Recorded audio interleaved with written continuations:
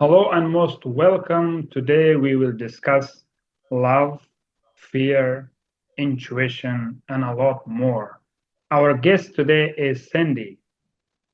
After 15 years in the corporate world in logistic and software consulting, Cindy changed her life's direction in her early 40s. For the last 20 years, she has helped hundreds of people through meaningful life transitions, such as death of loved one, opening to spirit, and finding the courage to make a change for the better. She published her first book, Cosmic Unity, and became a student of a Course of Miracle. Let's welcome Cindy Buckley to the show. Cindy, tell us how are you doing today? I'm doing great, Navi. Thank you for having me on your show. I'm looking forward to it. Tell us, how is it going in your city? The weather and everything.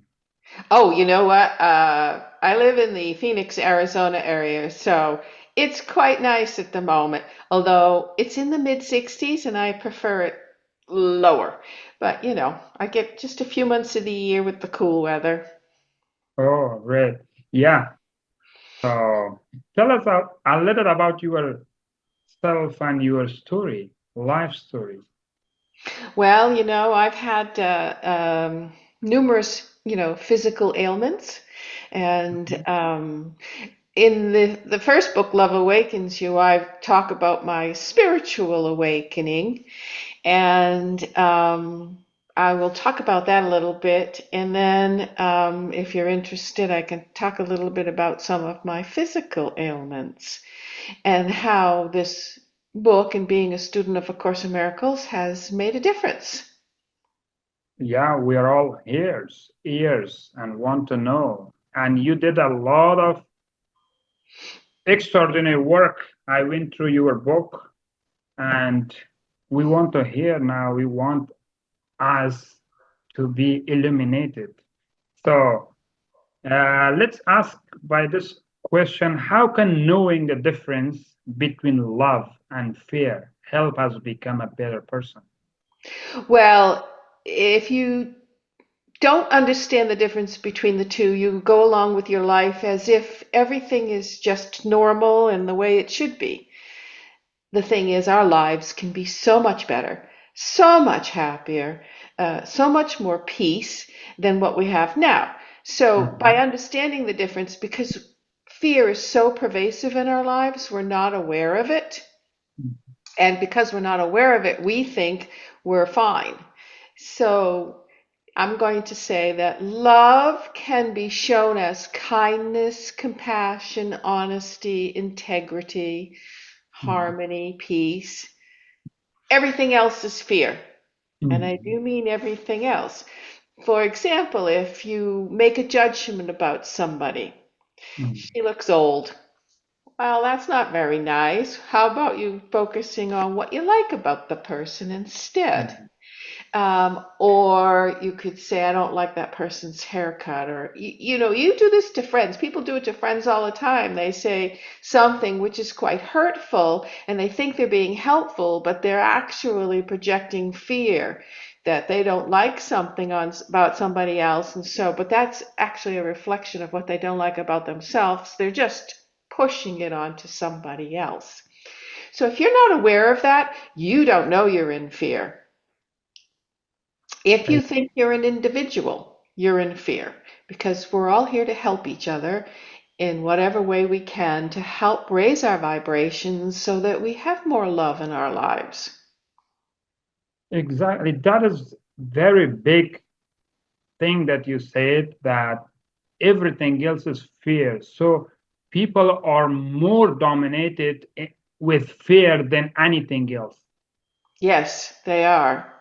So if it is so, let's discuss about it a little bit.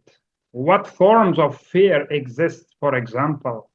As you said, one of the examples, even not liking something in some people is a fear. So, like some more examples.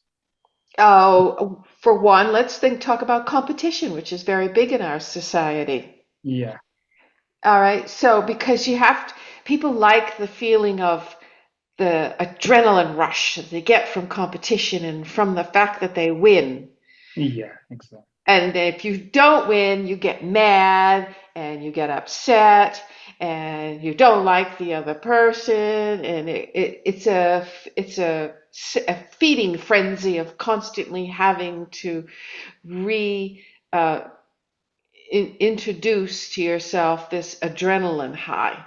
So you don't want to do that. So if I mean, I personally love to play games, board games, card games, that type of thing. But for me, it's just entertainment. I don't use it as, I don't care who wins or lose. It's just the challenge of seeing, oh, what do I try now? What can I do now? What's different? That type of thing. To me, it's more exciting if I'm not worried about winning or losing. Exactly. So this fear that you said, actually, you wrote two books, yes? I've written two books so far. Yeah, and the book that is titled Love Awakens You, I went through it and I saw that all the subjects were very deep and one can really understand a lot of things. So the topic of fear is dominating there, and I liked that because when I come across people and even myself, I see a lot of things are fear because one of the quotes from Rumi says, if you can remove the obstacles within you, then there is no obstacle outside. And the obstacle that I just think and see within me is only fear. So even if I always work on myself and see inside myself, I see fear. So is there fears that are totally unconscious and the people cannot see it? Of course, there are like maybe 100 types of them. What can you tell them? How can they realize these fears and how can they guide themselves into the right direction, as you wrote in the book, into the intuition path? Well, the best way to do that is there's a couple of ways. One, of course, read my book slowly, which is helpful. And then the other thing to do is you have to recognize pretty much everything you do is fear because human beings, and this is probably a little outside a lot of people's realms of reality, we're only capable of two emotions, love or fear. Mm, We can divide it up to many different names and titles and say, but what about this? There's really only two choices. mm, So when you're thinking about saying something to somebody, pause a moment and ask yourself, is it kind? Is it compassionate what I'm about to say? mm. Before telling. Before saying it. If it's not, then you're in fear.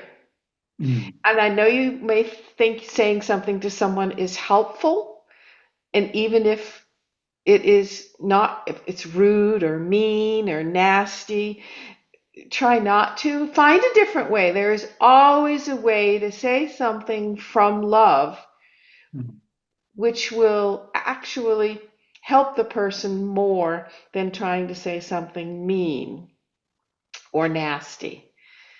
One of the things that you can do is the other thing you can do is when you're about to say something really mean or nasty, take a deep breath, and I mean deep down into your belly, and then release it. And that calms you down really easily. mm, The other thing you can do is I have a saying I like to tell people, I am always safe and protected. That calms you down right away. These three things that I've mentioned are how you learn to connect to your intuition mm, because you want to learn to use your higher guides to direct you what to say because they always know what's best. You do not know what's best because we don't see the whole picture, but they do. And they will guide you to say whatever needs to be said to whomever Here's the key though. You don't care how the other person takes the message.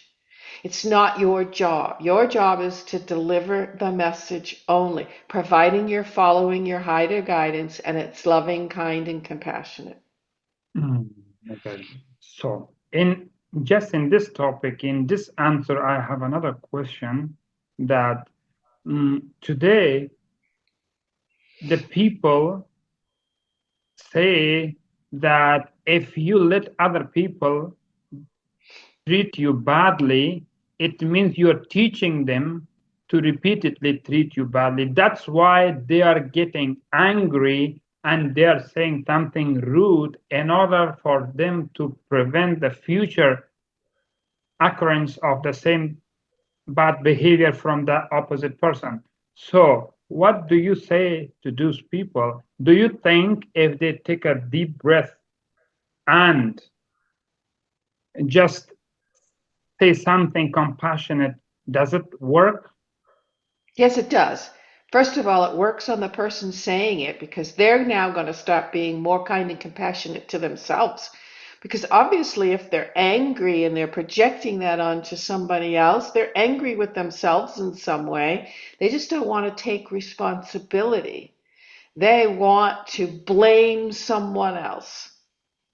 And it's Exactly. never about someone else. It's always about you. Um, so, in your book, you discussed about love and fear. So, can you explain what is love and what is fear and go a little deeper into it? As you said, it is a duality. So, how to get into the positive side of it? Love is never changing. Mhm. It is always kind and compassionate. It is a feeling of extreme peace. Mm, It's a knowing that nothing and no one can bother you. mm, It's really hard to explain. Once you actually feel it, even if it's just for a moment, you strive to constantly get back there. And I can use an example of myself. mm, I was driving home one time. I had a truck at the time, and I was driving home, and I'm in the car, and all of a sudden, I had the most amazing feeling of pure knowing that I loved everyone mm, to the point that started crying. I mean, happy tears. It was just like, it was such an overwhelming feeling. And it only lasted for a few days, but within those few days, I knew with certainty, I mean, pure certainty, there was no duality. There was no right, wrong, good, bad, hot, cold, all the list of things, night, day. It was amazing. mm, Now, it only lasted a few days. Obviously, I have more lessons to learn, so I keep striving to get back to that by doing as much kindness, compassion, and helping people in whatever way I can. mm, Fear, on the other hand, mm, fear is insecurity, self doubt, no self confidence, judgmental, argumentative, um, always being authoritative, knowing what's best for somebody else. You have to be in control. These are things that are fear, which we all have at one time or another in our lives, and some of us have it more than others, depending on the different things that we're working on. Um, the big thing most people have is control. They want to know what's going to happen next. They need to be able to. Uh, they need to be able to direct other people because they think they know what's best. mhm, And guess what? They don't. So the way around that is when you start learning to connect to your higher guidance and learning to follow that in whatever way they get you the message, you have to be comfortable with not knowing what's happening next. And you know what? It's incredibly liberating.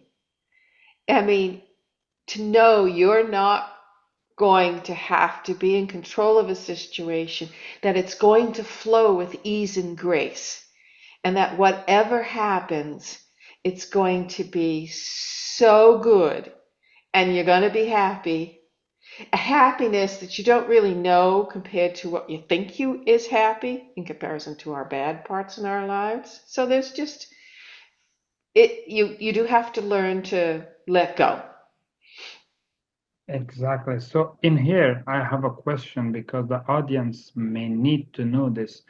And as an other example, if because I want to know the difference as well, if a person, as an example, in the workplace want a raise in his job or uh, want a new job, or if he or she doesn't have a job and is struggling to have a job, now he or she is also trying to control things because it hurt him or her, and at the same time he struggles, and in life he has suffering because he don't enjoy things and he only focus on that target. Is it a control or no? It's control, it's fear, it's uh, desperately wanting acceptance. Um, we all like being accepted and we like having validation. Um, what I can suggest for people who are Yeah, going through that stages of their lives is to give me a moment while I yeah. pause here. I think the best thing to do is learn to relax. Mhm. Okay, by relaxing, your anger isn't going to show through when you go for an interview or you go talk to your boss, which are two things that make most people very uncomfortable. Mhm. Okay, because they're trying to project an outcome that they want. Mhm. And what I'm saying is don't do that. Mhm. By relaxing and allowing yourself to be more open, you appear to be a person that's going to be uh, easy to work with. Mhm. And people always want somebody who's easy to work with. Um, Despite the fact that you think you can hide your anger really well and you suppress it, you don't. It people can pick up on it. Mhm. And if you've got that anger inside you, it's there and people sort of pick up on it. Now, Mhm. of course, if you want a new job, you want to apply into areas that are within your realm of um, whatever job you're doing, whether it's in the corporate world, a medical, university, or whatever. I'm in not any of those things, but I was. I was in the corporate world. And I decided one day I can't do this anymore. I've had enough. I can't battle all those egos that are going on and people fighting for, to be top dog. I just couldn't do it anymore. So I totally stepped out of it. Maybe also people need to say, maybe I'm in the wrong field. Maybe I need to look somewhere else. What makes me happy? What do I enjoy doing? Because if you enjoy what you're doing, everybody else is going to notice it. How do we step out of our repeating patterns of destructive thinking and behavior to better our lives? Well, one of the things that you need to do is you have to have a seed of discontentment. You have Mm. to actually start with the thought or a seed or something that says, there's got to be a better way. I can't do this anymore. I mean, that's how it started with me, and it's pretty much how it starts with everybody. Maybe not those words or in that way, but you have to have some seed that says, I need a change. I can't do this anymore. What is it that I enjoy doing? Mm. And then go look for it. Even if you say you want to be an entrepreneur, but you think, well, that's a lot of work to be an entrepreneur. Guess what? It is a lot of work to be an entrepreneur, but maybe you enjoy it. Maybe you want to work for a small company or, do something in retail. Work at a coffee shop just to learn to deal with people and, get yourself out and stuff like that. Just as an idea for to try something new. No, you're not going to make as much money. That's true. And sometimes money is a very big motivator if you've got bills to pay. And that's why people stay in a lot of jobs that they don't like because they Yeah, need to pay for their housing or kids' education or whatever. So you have to figure out what small changes can I start to make? Maybe on the weekends I like woodworking. Maybe I start making something small and do I enjoy it and is it something that's worth selling? If so, maybe create a little page on Etsy, I don't know. There's all kinds of different options. You just have to explore. Ask your higher guidance. They cannot help unless you ask. You must ask. exactly. So that's a good question that we have to ask you. So how to ask? Like, do we pray? Do we have to pray at night, or we have to do a meditation, or do we ask ourselves when we are cooking how to ask? Well, it's incredibly simple. Now, I will suggest meditation is a wonderful thing to do, even if it's just 5 minutes a day, because it calms your mind and it starts to open you up. So, yes, meditation is definitely a way. It can be as simple as I need some help and guidance on this. Mm, What do you suggest? Just mm, to your higher guides. They know they're talking. You know that they know they're talking to you. You no, that didn't say that right. They know you're talking to them. Absolutely. Go right ahead. Have a ball. Ask the question. Now, here's the thing. This is the hard part at first. You have to learn to receive the message. exactly. That's the hard part. As you ask and you are used to getting answers in a human way, you may or you may not. It may be something like someone said something to you that really rang true. All right, that's a message from spirit. Go with it. Mm, Maybe you think you heard a voice in your head. Don't discard it. You didn't make it up. It's a message from spirit. mm, Maybe you had a dream that really you woke up and you remembered, or you got this feeling from something. Don't discard it. It's a message from spirit. That's the hard part, is learning to listen to the messages and how you receive them. Maybe as you're starting to get messages, you might see flashes of light outside the corner of your eyes. Don't discard it. It's the messages from your guides. exactly. So the message will be in different forms. We have to be alert, Yes. see what it is. Yeah. So, what about intuition? What is intuition and how to connect to it? All of that is intuition we just discussed. Mhm, Asking for help is intuition. People may feel it in their stomach area, their gut. Should I do this or shouldn't I do this? And if you have a good feeling or something, yeah. If you get a feeling, don't do it. Follow your mhm, guidance. Um, some people may, like I said, hear something. Some people might get an image, or maybe an idea just pops into your head. All of those are connecting to your intuition. mhm. So, it is the asking part from the intuition. Does intuition sometimes guide us without asking? Um, I don't really have a good answer for that, believe it or not. I think sometimes, when you first start, maybe not, Mhm, but as you continually ask for help, and even though you're not in the I'm not verbalizing it exactly asking for help. Maybe in your mind you're asking for help, so you're still getting always getting help.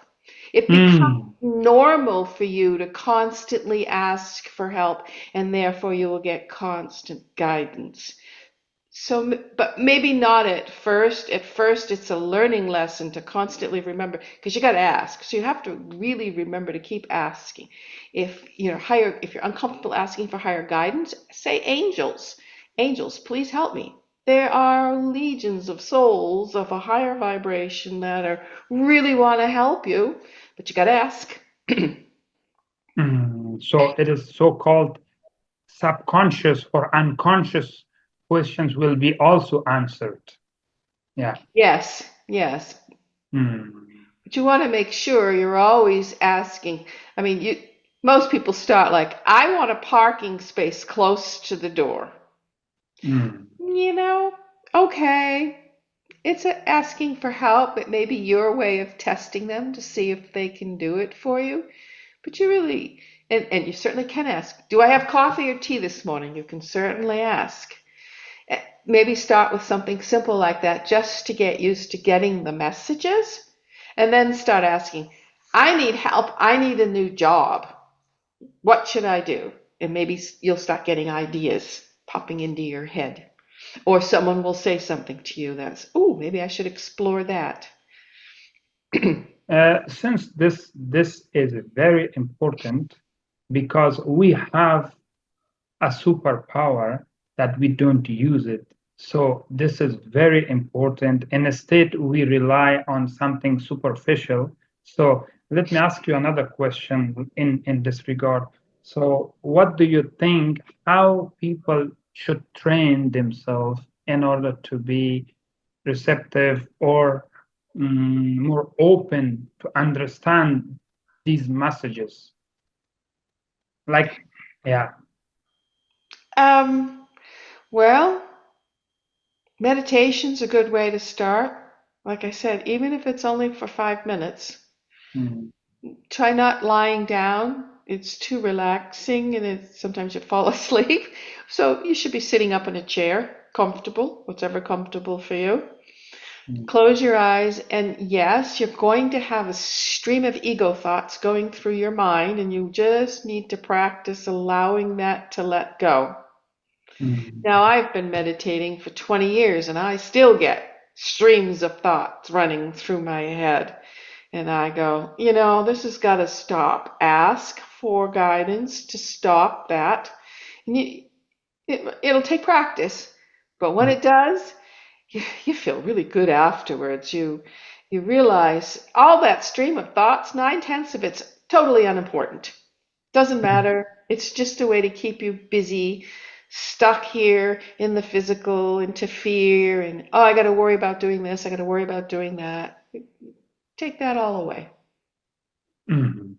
Before I go to your book question, I want to ask you something else that in your book a lot of things are discussed. Some of them are anger, revenge, and some of the bad thoughts that people are thinking, and they think that they are valid because, as you said, the fear is a big example of it that some people in a certain time misbehaved with them and now they want to take revenge of it and they cannot let go of it.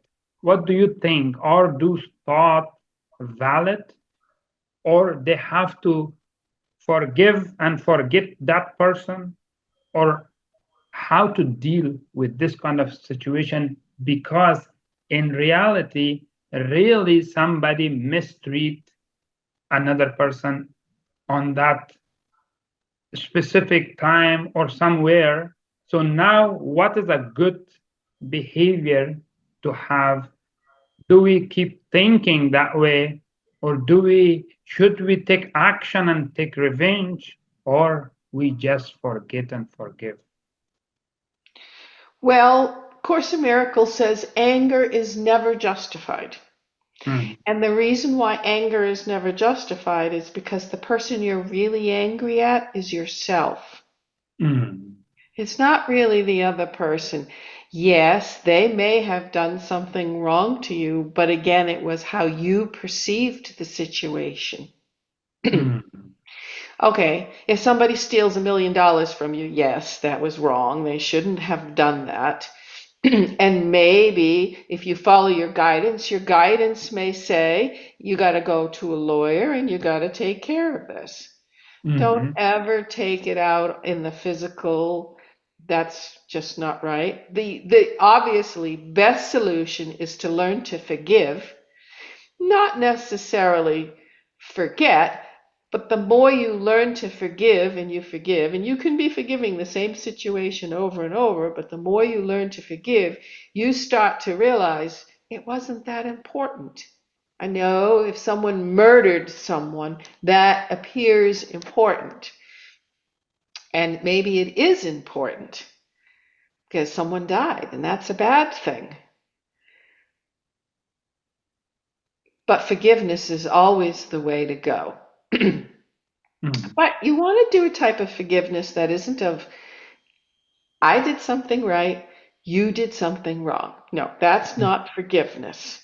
Yeah. Forgiveness is where you understand and truly understand that no one has done anything wrong.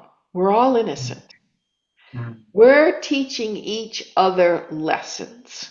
mm, That's it. mm, That's what it comes down to. It's very basic. mm, exactly.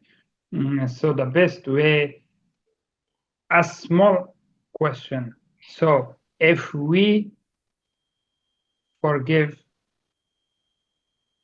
then what is this thought?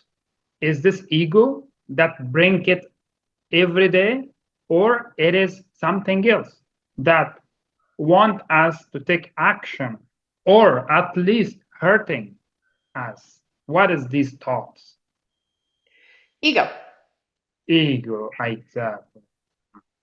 And how to get rid of ego? What's your recommendation? Again, meditation? That's one way. The only way you can really get rid of ego is by undoing it. You can't make friends with it. You can't suppress it. You can't pretend it doesn't exist. You Hmm. can't say, oh, my ego, you're wonderful. I love you. No, none of that works. You have to learn to undo it. And ego is very complicated. It is devious. It is deep within our fiber of our beings. And that's where forgiveness comes in. Forgiveness isn't the only way, but is one of the fastest ways to undo ego, even though it may appear that you're constantly doing things over and over and over. Hmm. Keep doing it. Yeah. I'm into 18, 19 years of doing forgiveness, and sometimes I still feel like I'm doing the same thing over and over. But other times, it's like all of a sudden, wow, that person just said something mean to me. But you know what? It didn't bother me because Mm, it wasn't mean. I didn't perceive it as mean. I mm, perceived it as them projecting their anger onto me, and I'm like, that's their issue. I sometimes I'm guided to say something. Most of the time I'm guided to say nothing and just let them go. And mm, I move on and okay, that's not going to work out for me, so let's go to do something else. mm. That's amazing. So, how does reading Love Awakens You, your book, help people? Well, believe it or not, it's the way the words are put together that actually causes an unlocking to allow more light to go through and to open you up to your intuition. So if you picture like a lock together, Mm, okay, you mm, turn it, you put a key in and you turn it and a tumbler opens up. So see what happens? A little bit of light comes through. And then you turn the key again and more light comes through. So it actually does that because there's no affirmations, no journaling, no self help protocols. All you have to do is read the book.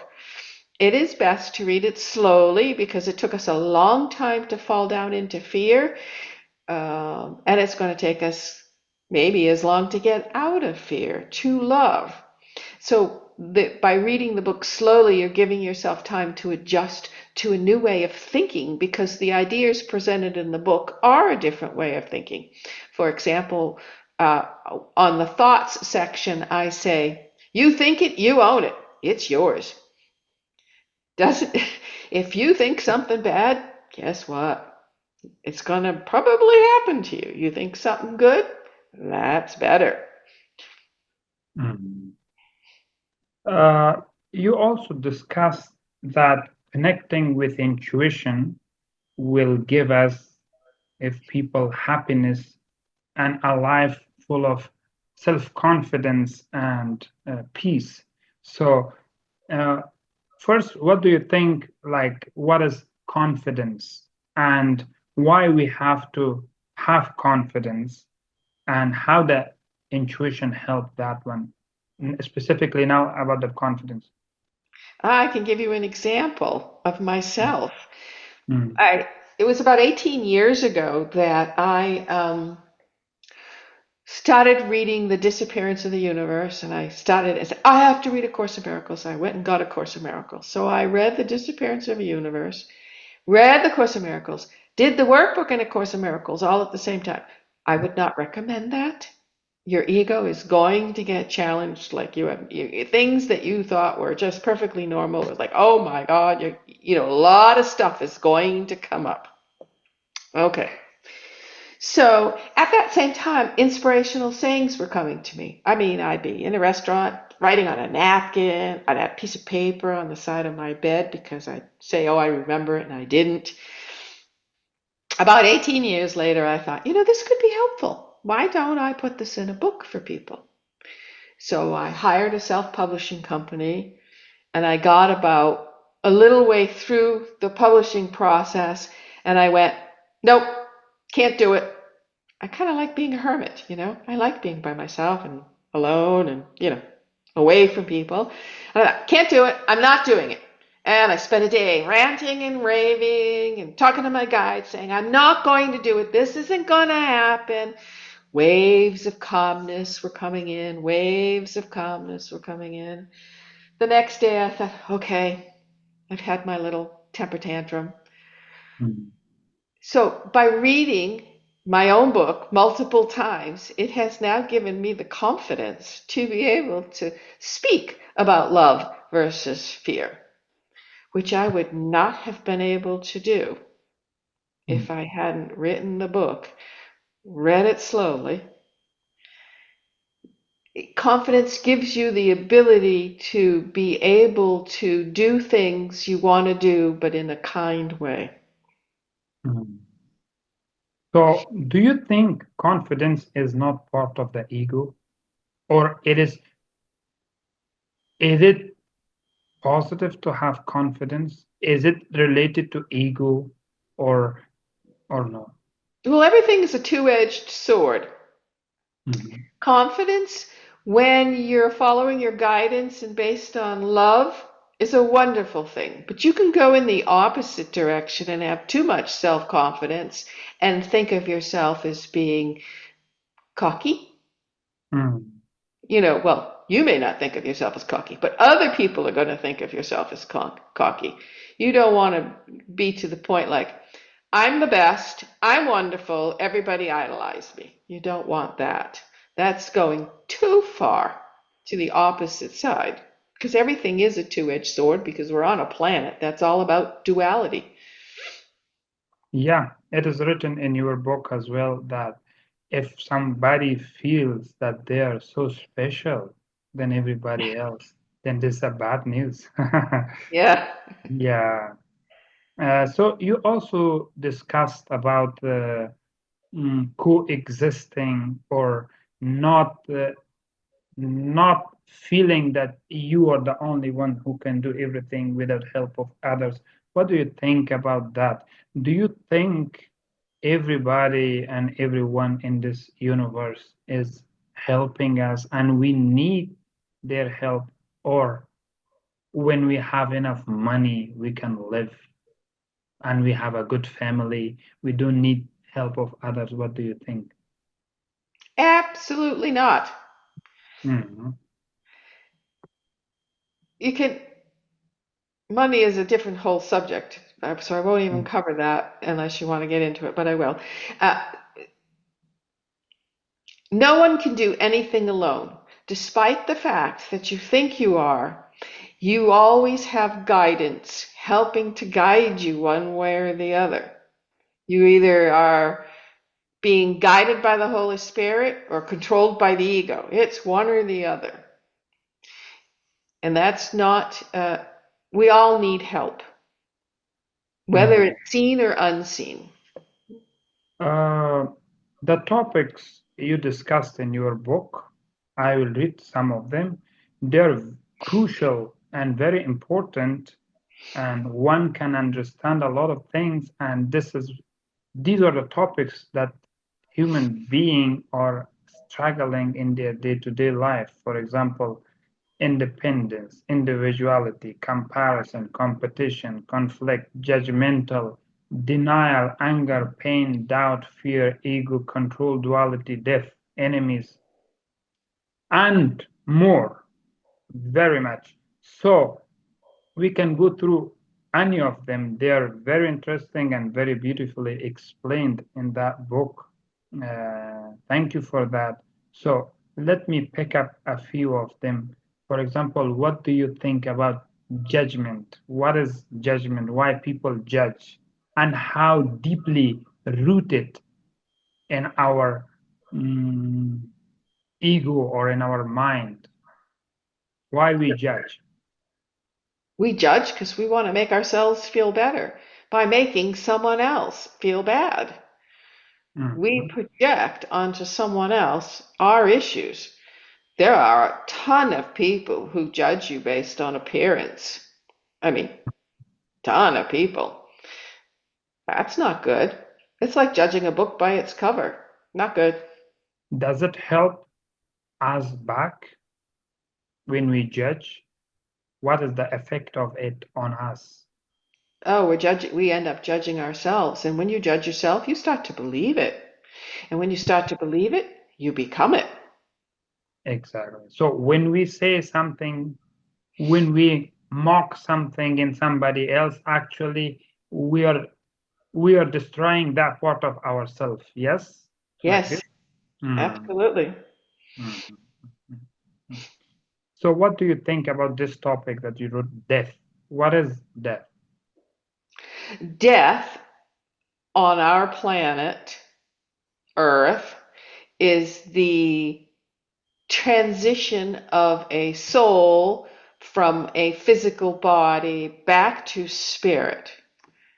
Mm, However, once you get back to spirit, until all your unconscious guilt is resolved, you will, quote unquote, reincarnate into another physical form. That stops once you reach enlightenment. And enlightenment only happens while you're in a body. mm. You also discussed about the wholeness, that we are all part of a whole. Can you explain a little bit about that? There's only one mind, and mind exists outside of time and space. And so, if we were to look at a jigsaw puzzle, for example, each one of us is a piece of that jigsaw puzzle which has broken apart. Mm, As we become kinder, more loving, those pieces of the jigsaw puzzle come back together. And when they come back together, they create a picture of the whole, mm, where then all those little lines that separate us go away, and then the picture becomes smooth. We've rejoined where our true home is, which is in spirit. mm. So, do you believe that mind is a whole, or our consciousness or spirit is connected to the whole? Yes, Yeah, our because mind is mm, not the brain. People mistake the mind for the brain. The brain is still part of the physical body. That's just the computer that directs our arms as to what to do. Our thinking process comes from the mind. yes. So, mm, so you mean this is a our the soul is something product of the mind or something different? No, it's a product of the mind. Yes. Okay. Okay. So our mind is connected to the whole. So let's go back to your experience. Just elaborate a little bit about the experience that you first told us. Because I'm interested in this, because most of the people today living and don't want to be spiritual, and because they didn't experience, and those experience looks something else to them. Even I heard some people say there is a psychological issues. Although we are very interested to know, for example, when you said you had an experience of almost enlightenment because you went to a depth of uh, joy. So, what do you think? What was it, and what you were doing that you achieved that? It was an accident, or it was a meditation process? And actually, what do you name that experience?